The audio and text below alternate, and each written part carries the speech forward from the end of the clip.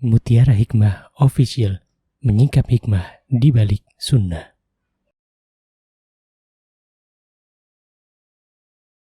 Salurkan donasi terbaik Anda untuk mendukung dakwah Mutiara Hikmah Official.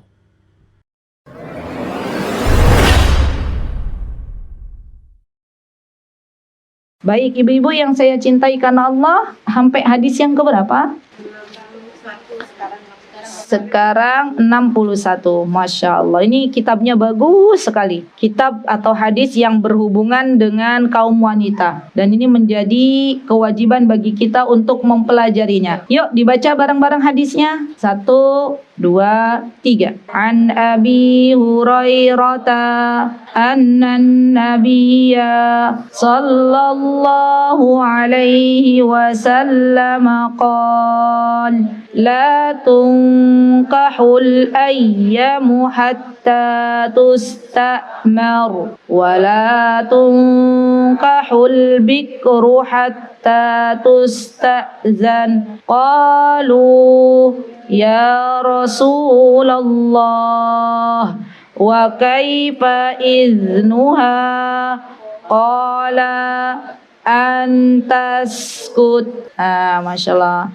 Ini terutama bagi emak-emak yang punya anak gadis, ya. Ada kaidah yang harus kita ketahui. Apa kaidahnya? Kata Rasulullah sallallahu alaihi wasallam, beliau bersabda, "Janganlah kalian menikahkan anak-anak gadis kalian kecuali dengan izinnya." Para sahabat bertanya, bagaimana ciri seorang gadis dia menyetujui untuk menikah dengan fulan? Maka kata Rasulullah SAW, di antara ciri bahwa anak gadis itu memberikan izin adalah dia diam.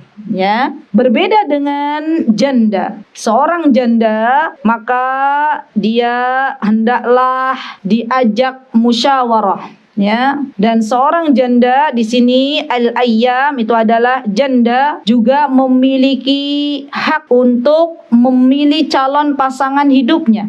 Ya. Jadi subhanallah, dalam Islam itu ada sebuah perintah yang sangat luar biasa di situ. Subhanallah ibu-ibu, di dalam Islam sebenarnya tidak ada yang namanya pemaksaan, ya kan? Di dalam Islam itu sangat memperhatikan seorang wanita. Bisa dibayangkan enggak kalau ada anak gadis dipaksa oleh orang tuanya untuk menikah dengan orang yang tidak benar agamanya. Ya. Kemudian kira-kira nanti keluarganya mereka dalam berumah tangga itu bagus atau tidak ibu-ibu? Misal anak gadis dinikahkan dengan orang yang suka berzina, orang yang suka mabuk, orang yang narkoba. Kira-kira kalau kita paksa anak gadis kita menikah dengan orang-orang yang demikian, walaupun dia punya uang banyak, kira-kira rumah tangga anak gadis kita itu akan langgeng napa mboten?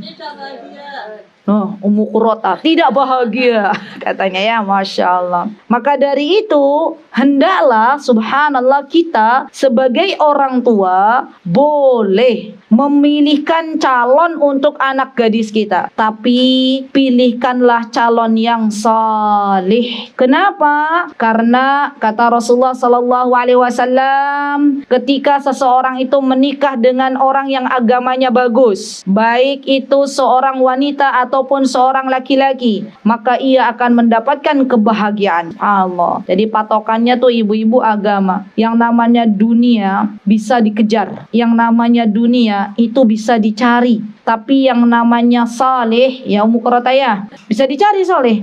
Bisa, tapi kalau dapat hidayah. Yang namanya saleh itu menunggu petunjuk dari Allah Subhanahu wa Ta'ala. Jadi jangan pernah takut ibu-ibu untuk menikahkan anak gadis kita dengan laki-laki yang saleh. Ya. Apa janji Allah Subhanahu wa Ta'ala? Barang siapa yang menikah, maka akan Allah kayakan dari jalan yang tidak terduga-duga. Dan saat ini kalaulah misalnya anak gadis kita punya calon, ya, maka sebagai orang tua kita boleh bertanya, ya, wahai anak gadisku, calonmu itu seperti apa? Mamah mau tahu, ya, ibu mau tahu, ya. Dan nanti dipertemukan boleh seorang laki-laki ketika dia ingin mengkhitbah atau ingin nador, tahu nador nggak? Dalam Islam itu kan nggak ada pacaran. Dalam Islam itu ini ya mak-mak, ibu-ibu ya. Kalau dulu ibu-ibu mungkin waktu zaman dulu kala kan belum tahu ilmunya ya. Ada yang pernah pacaran, maka yuk kita beristighfar bareng-bareng ya. Tapi jangan sampai terjadi kepada anak-anak kita. Ya biarkan itu masa lalu kita sudah ya. Sekarang kita pengen punya anak yang mana anak kita menikah itu didahului oleh sesuatu yang Allah ridhai, bukan oleh sesuatu yang Allah murkai. Bagaimana cara menikahkan di dalam Islam ibu-ibu? Step by stepnya. Yang pertama adalah atau disebut dengan ta'aruf. Ta'aruf itu gimana? Tuker datanya. Nih belajar mak-mak. Ya, tuker data. Dan dalam ta'aruf ini tidak lantas harus tukaran foto dulu. Bahaya zaman sekarang. Kalau cepet-cepet tukaran foto, yang dikhawatirkan adalah fotonya foto palsu. Fotonya ngambil dari artis mana. Tiba-tiba pas dilihat kok orangnya kayak gini ya. Di foto putih ternyata orangnya black gitu ya. Oh, fotonya foto close up. Nah, ini hati-hati. Maka dari itu dari pertukaran data itu nggak harus langsung tukeran foto. Ya, tukeran data dulu. Dan bagi ibu-ibu yang punya anak gadis harus sudah mengajarkan ini. Ya. Nak, ibu tuh mau nak, kamu nggak usah pacaran nak. Nah, ibu zaman dulu sama ayah pacaran. Sudah itu masa lalu ibu-ibu sudah cukup gitu ya. Sudah. Sekarang kita mau, ibu mau punya cucu yang solih dan salihah. Ya, kalau kamu memang punya calon atau kalau mau ibu punya calon, ya, maka ayo tukeran dulu dan nggak boleh yang namanya anak-anak itu tukeran data langsung, harus ada pihak ketiga. Ya, harus ada pihak ketiga. Dan itu nanti tukeran data, kalau cocok lanjut ke apa Bu?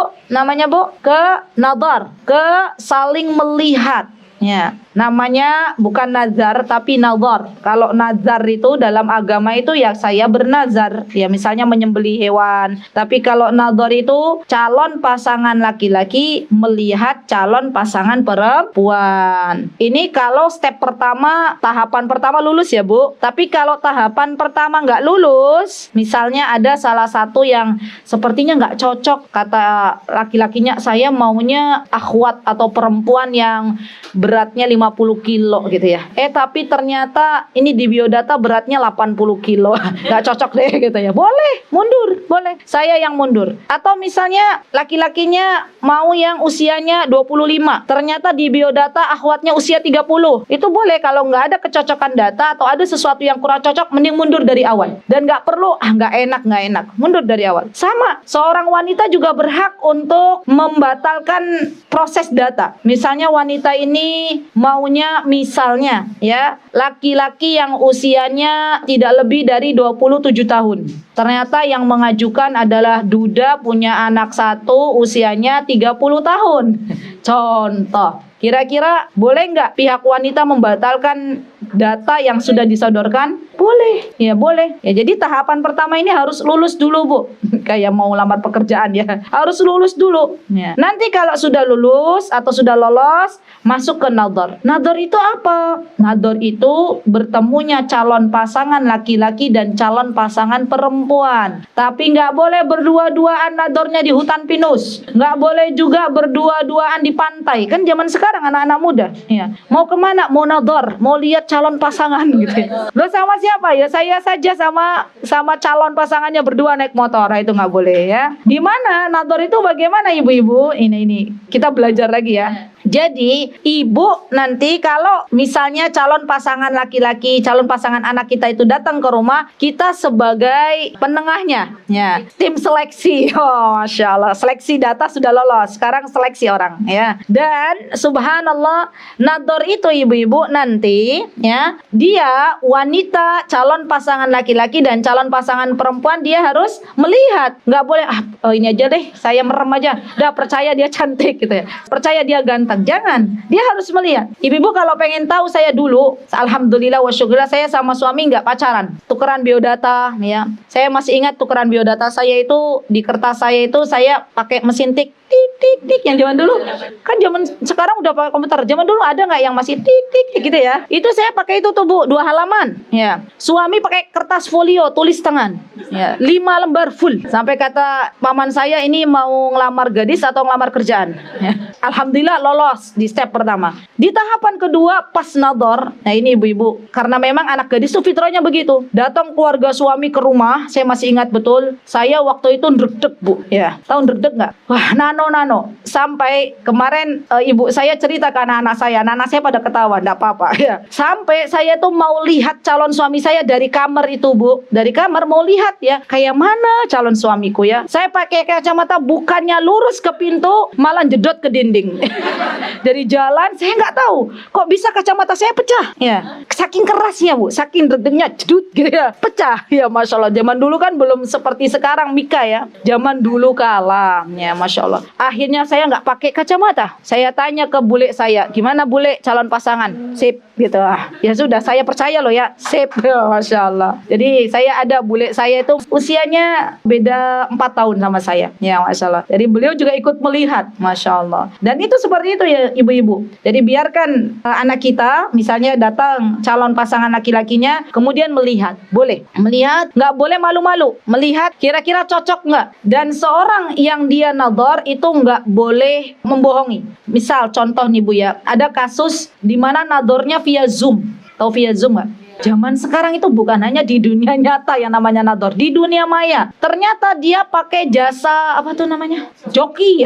Iya betul. Jadi itu sebenarnya bukan dia. Ya. Dan itu nggak boleh. Namanya itu kalau dalam Islam itu kecurangan. Ya, tidak boleh. Tidak boleh mewakilkan calon gitu ya. Dan ini adalah sesuatu yang dilarang di dalam Islam. Jadi memang boleh calon yang sesungguhnya. Dan apa yang mesti dilihat, misalnya calon pasangannya bernikob, misal. Maka dia ketika bertemu dengan calon pasangan laki-lakinya, calon pasangan suaminya, boleh membuka nikobnya. Ya. Jangan sampai pas nador pakai masker gitu ya. Terus pakai helm misalnya laki-lakinya. Ya, bingung nanti perempuannya ini siapa ya. Dibuka. Ya, dibuka. Saya jadi ingat suami saya pas ngajar di sebuah pondok itu saking malunya kepada akhwat, kalau pas beliau ngajar, beliau kalau masuk ke tempat akhwat tuh pakai helm ibu-ibu. Ya, Masya Allah. Jadi seperti itu hal yang memang kalau nador nggak boleh. Ya, pakai helm, pakai masker, pakai niqab dibuka.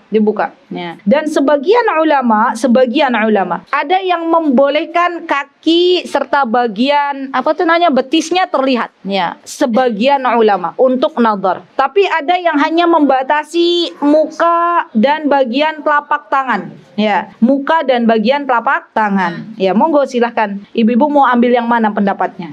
Ya. Dan nanti di nador itu ibu-ibu, kalau ada hal-hal yang perlu ditanyakan boleh, tapi melalui perantara yang ketiga, dan ibu bapaknya kalau mau hadir boleh. Kami tuh pernah menjodohkan salah satu ustazah kami dengan tim yang biasa ngambil video, dan itu beliaunya yang minta kepada kami, Ustadz tolong carikan ustazah satu dari Jogja katanya ya. Masya Allah, tabarakallah rahman, prosesnya cepat ibu-ibu ya. Nadornya di tempat kami ya, Masya Allah. Saya masih ingat waktu itu saya juga datang, dan subhanallah, setuju mas? Setuju ustazah? Setuju. Sudah cepat banget, Masya Allah. Dan sekarang sudah punya anak, Masya Allah ya. Dan inilah kalau misalnya nadornya sudah lolos nih Bu, oke, siap, setuju, langsung dilanjutkan ke khitbah. Gak ada tunangan dalam Islam ya. Tunangan dalam Islam gak ada. Jadi kalau kita dulu tunangan pakai tunangan itu zaman dulu kalah kita. Anak-anak gak usah ya. Tuker apa kalau tunangan tuh? Nanti tuker-tuker cincinnya. Gak usah tuker-tukeran. Habis nikah nanti suami kasih cincin mau berapa kilo boleh. Jadi adanya khitbah. Apa itu khitbah? Melamar. Siapa yang melamar? Pihak calon laki-laki kepada wali perempuan. Masya Allah ya. Jadi kalau ada anak kita yang hari ini masih pacaran, kita bilang, nak jangan pacaran. Kalau calonmu itu adalah laki-laki yang bagus, datang ke ayahmu gitu ya, Masya Allah. Jadi harus melamar ke wali perempuannya. Nah, dari khitbah ini ibu-ibu kalau bisa antara khitbah dan waktu menikah waktunya tidak terlalu lama ya. Misalnya khitbahnya di bulan Sya'ban, misal Sya'ban itu sebelum Ramadan, maka menikah di bulan Syawal itu baik ya, karena memang menikah itu baiknya di bulan Syawal. Bulan kemarin ya, tuh banyak sekali orang-orang yang menikah. Baik, nanti ibu-ibu kalau sudah khitbah cocok ya, sudah bagus, baru nanti tahapan berikutnya adalah akad. Ya, akad, dan kita tahu yang namanya akad itu tidak mesti ramai-ramai ya, yang namanya ramai-ramai itu adalah walimatul ursh ya. Zaman sekarang subhanallah banyak sekali orang-orang takut menikah karena biaya pernikahan yang cukup mahal, padahal yang namanya perempuan di antara yang terbaik adalah yang meringankan mahar. Ya. Dan saya kira di Indonesia itu sebenarnya maharnya cukup ringan. Ibu-ibu, saya mau tanya, waktu menikah maharnya apa? Ayo diingat-ingat. Seperangkat alat sholat dibayar tunai. Mau ibu-ibu ya gitu ya kan? Kita orang Indonesia tuh qanaah loh. Masya Allah. Beda sama saudari-saudari kita dari Timur Tengah. Mereka maharnya tuh besar-besar ibu-ibu. Ya Masya Allah. Betul. Jadi Indonesia tuh sebenarnya ya, para wanitanya, para muslimahnya itu gampang, ringan. Subhanallah, solihah insya Allah. Buktinya apa? Mereka ketika menuntut mahar atau meminta mahar, maharnya nggak neko-neko, maharnya nggak harus mahal. Seperangkat alat sholat dibayar tunai. Masya Allah, alhamdulillah bukan dibayar cicilan ya Bu. Baik, itu sudah paham ya ibu-ibu ya. Jadi kita sebagai orang tua, ibu-ibu hendaklah memberitahukan kepada anak-anak kita, baik yang punya anak laki-laki maupun yang punya anak perempuan, untuk tidak berpacaran. Kenapa? Karena pacaran ini adalah bagian dari pintu-pintu setan yang mengarah kepada perzinahan. Dan kenapa di dalam Islam yang namanya zina itu sesuatu yang dilarang ibu-ibu? Karena dalam perzinahan itu ada banyak kerusakan di dalamnya. Anak zina tidak boleh dinisbahkan kepada bapaknya, tapi kepada ibunya. Anak hasil zina kalau mau menikah tidak boleh ayah kandungnya menjadi walinya. Yang menjadi walinya adalah hakim. Ya, anak zina ya, ketika dia subhanallah mau mendapatkan warisan, sebagian ulama mengatakan dia tidak boleh mendapatkan warisan. Ini kerusakan, ya enggak? Seorang ibu dan bapak yang berzina kalau tidak bertaubat, maka akan dibayar hutangnya anaknya berzina. Ya, kasihan dah Bu, kasihan. Kita nggak mau kan, na'udzubillah summa na'udzubillah, semoga Allah menjauhkan itu semuanya. Kalau sampai ada anak-anak kaum muslimin berzina, maka tunggu cucunya berzina ya, kalau belum bertaubat kepada Allah Subhanahu wa ta'ala. Jadi jaga diri kita, keluarga kita, anak-anak kita dari kerusakan-kerusakan yang ada. Subhanallah. Bukan berarti kita itu adalah wanita yang seperti zaman Siti Nur Bahaya, tapi itu demi kemaslahatan anak-anak kita, demi kemaslahatan anak cucu kita, karena kita tahu bahwa di zaman yang sangat dekat dengan hari kiamat ini, di mana kata Rasulullah tidaklah datang hari kiamat kecuali perzinahan sudah merajalela. Dan tugas kita sebagai seorang ibu, tugas suami kita sebagai seorang ayah, hendaklah menjaga putri-putrinya, menjaga anak-anak laki-lakinya agar tidak masuk dalam perzinahan. Bu, kalau zaman dulu yang khawatir akan terjatuh ke perzinahan tuh orang tua yang punya anak perempuan. Nggih mboten. Sekarang yang punya anak laki-laki juga harus berhati-hati. Di mana banyak sekarang laki-laki suka sama laki-laki. Maka minta kepada Allah, nih doanya dikencengin lagi. Ya Allah, jagalah anak-anakku dari perzinahan. Ya Allah, jagalah anak-anakku dari narkoba. Ya Allah, jagalah anak-anakku dari tontonan-tontonan yang tidak senonoh. Ya Allah, jagalah anak-anakku dari teman-teman yang buruk. Ya kita berdoa, minta sama Allah, minta sama Allah. Karena hal-hal yang demikian semuanya adalah sesuatu yang bisa merusak generasi anak-anak kita dan anak cucu kita. Nah, ibu-ibu yang saya cintai karena Allah, untuk nadhar ini tadi ya, balik lagi ke nadhar, kita minta ke anak perempuan kita izin. Maksudnya izin tuh, apakah kamu setuju nak, mau nak menikah dengan calon pasangan yang ada di depanmu? Kalau anak perempuan ini diam saja, maka itu tandanya setuju. Tapi kalau anak perempuan ini akhirnya di belakang layar bilang, maaf Pak, maaf Bu, saya ndak setuju. Boleh nggak kita sebagai seorang ibu tidak menikahkan? Boleh. Ya tidak boleh memaksa, boleh. Tapi mungkin nanti tanyanya tidak di forum, ya di belakang. Nak, bagaimana tadi calonmu nak? Kamu mau apa enggak? Diem aja anak kita. Oh, diem berarti mau. Ya, kalau misalnya enggak mau bilang nak, ya enggak mau Bu. Ya sudah, kita enggak boleh memaksa. Dan bagi kita ibu-ibu yang ingin mencarikan jodoh bagi anak-anak kita atau bagi orang lain, ibu-ibu jadi pihak ketiga, itu harus tahu ilmunya. Jangan asal jodoh menjodohkan. Banyak loh sekarang itu biro-biro jodoh. Banyak ya. Tahu nggak ibu-ibu biro-biro jodoh? Nah, itu harus tahu ilmunya dulu. Oh, menjodohkan orang tuh nggak sembarangan. Dia harus satu kufu minimal. Tahu satu kufu? Dia harus misalnya sesuai dengan yang diminta oleh laki-lakinya seperti apa, yang diminta oleh perempuannya seperti apa, biodatanya dicocokkan. Kami pernah memiliki program waktu itu namanya Mutiara Sakinah atau apa ya, saya lupa. Itu ibu-ibu yang memproses datanya yang masuk akhwat kurang lebih 120. Masuk data perempuan, data akhwat. Data ikhwan, data laki-laki 20 saja. Ya. 1 banding berapa? 1 banding 6. Ya, subhanallah. Dan itu dari biodata yang kita ada ikhwannya maunya yang usianya 24. Sini akhwatnya usianya yang 30, yang 27, nggak masuk kriteria ini. Seleksinya itu super ketat, Bu. Sampai semua ustadzah yang ada di tempat kami hampir semuanya masuk dalam kepanitiaan. Subhanallah. Jadi nggak gampang namanya jodoh-jodohkan, itu nggak gampang. Ya, subhanallah. Dan bagi siapa saja yang menjodohkan, hendaklah bertakwa kepada Allah Subhanahu wa taala dan meminta kepada Allah agar diberikan yang terbaik bagi yang meminta untuk dijodohkan. Semoga Allah Subhanahu wa taala memberikan kepada kita semuanya kesempatan untuk memiliki menantu-menantu yang saleh dan salihah, dan semoga Allah memberikan keberkahan untuk pasangan-pasangan kaum muslimin dan muslimah yang ada di dunia ini. Amin, Allahumma amin. Baik, untuk janda, tadi untuk gadis ya. Untuk janda, maka apa yang harus dilakukan? Untuk janda, dia boleh seperti gadis, misalnya mengajukan biodata kepada pihak ketiga, minta tolong dicarikan. Dan bagi janda, kriteria yang ditulis jangan terlalu idealis, betul. Kenapa? Karena biasanya para laki-laki itu mereka mencarinya gadis, tapi tidak menutup kemungkinan ada perjaka yang mencarinya janda, ya kan? Karena terjadi pada diri Rasulullah SAW, beliau perjaka menikahi ibunda Khadijah radhiyallahu anha, yang mana beliau seorang janda, ya.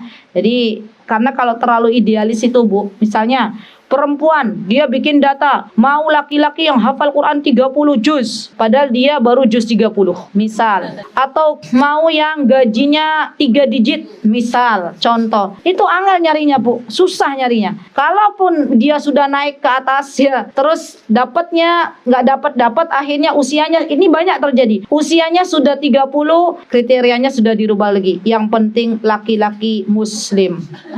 Dan itu terjadi pada kawan saya. Jadi kawan saya itu subhanallah idealis sekali dalam memilih calon pasangan, saya tahu. Dan waktu itu pernah juga minta tolong saya. Terus saya bilang, ya Allah ini terlalu tinggi. Akhirnya saya sudah punya anak 2, waktu itu dia belum nikah. Ya. Terus saya chat, gimana? Udahlah sekarang saya yang penting muslim. Betul. Yang namanya perempuan tuh kalau sudah berumur, Bu. Ya. Kalau sudah usianya sudah di atas 30 tahun, ya subhanallah, maka biasanya kriterianya tidak seperti dia ketika usianya 24 tahun. Ya. Jadi ketika usia 24 tahun, 23 tahun, saatnya untuk menikah. Baik, kemudian hadis yang selanjutnya ibu-ibu. Jadi paham ya, insyaallah hadis yang ke-61 ini adanya faedah yang bisa diambil bahwa orang tua ketika akan menikahkan gadisnya maka harus meminta izin terlebih dahulu. Ayo, baca bareng-bareng. 1, 2, 3. Hadis ke-62. An Zaubana radhiyallahu anhu qala lamma